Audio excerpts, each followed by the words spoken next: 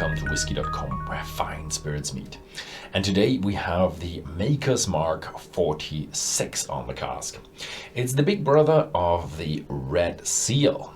Yes, the 46 is a jazzed up version of the Maker's Mark. It's the normal Maker's Mark with a normal maturation of 5 to 6 years, as the normal Maker's Mark Red Seal is.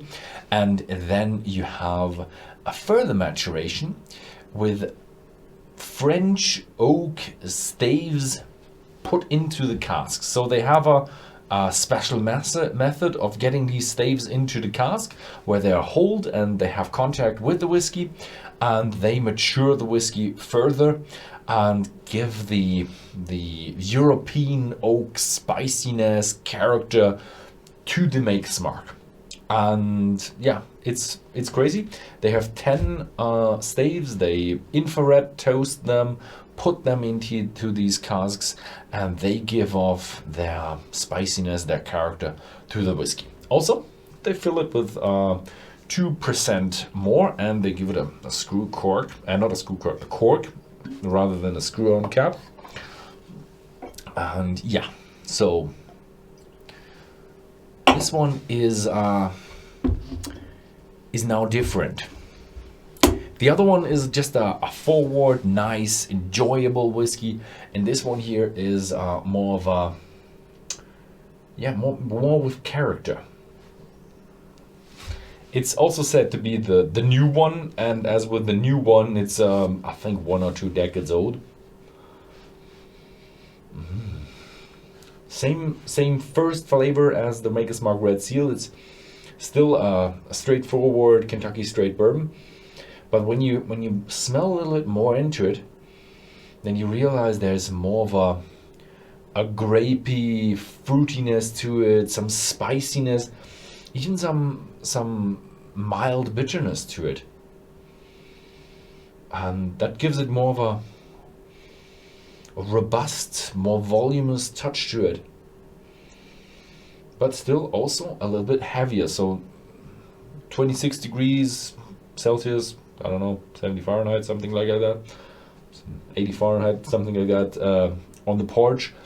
This might be a little bit too heavy for that. So maybe that spring evening or autumn evening on the porch that you can still just barely sit outside still, that might be the right stuff for that.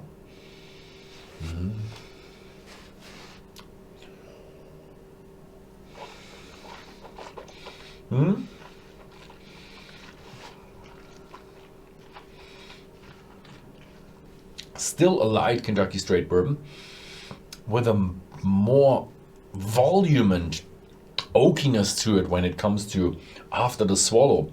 So compared to the normal one, it's much more volume. The spiciness, the aftertaste just holds out much longer.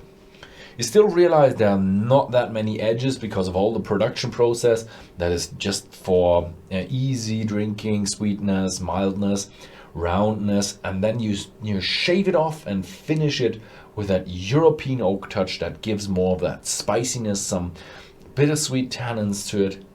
It's a nice, yeah, adding to the portfolio of Maker's Mark.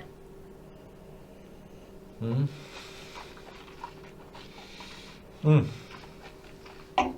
Maker's Mark is the oldest still active bourbon distillery within the United States, and for all those years they were only producing Red Seal that we know as the normal one today, and just a few decades ago they introduced the 46, and I really love the addition to it because it's just so nice that you give that normal one just a jazz up to have a nice aftertaste, some nice spiciness, some nice bittersweetness to it, and some nice, even a bit round fruitiness to it.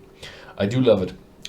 It's a bit more expensive as well, so you do have to dig in a bit deeper into the pocket.